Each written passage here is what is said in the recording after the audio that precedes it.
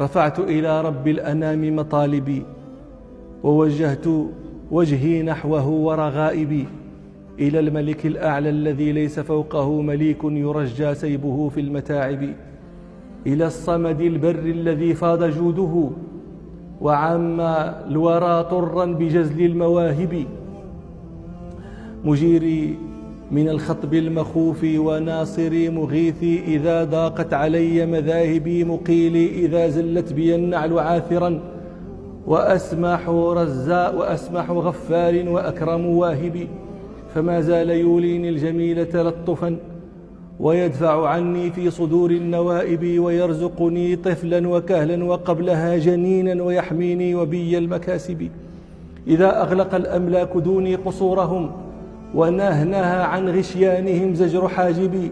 فزعت إلى باب المهيمن طارقا مدلا أنادي باسمه غير هائبي، فلم ألف حجابا ولم أخش منعة وإن كان سؤلي فوق هام الكواكب، كريم يلبي دعوه كلما دعا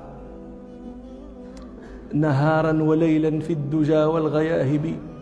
يقول له لبيك عبدي داعيا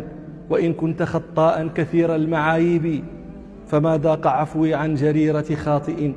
وما أحد يرجو لدي بخائب، سأسأله ما شئت إن يمينه تسح دفاقا باللغى والرهائب، فحسبي ربي في الزعازع ملجأ وحرزا إذا خيفت سهام النوائب.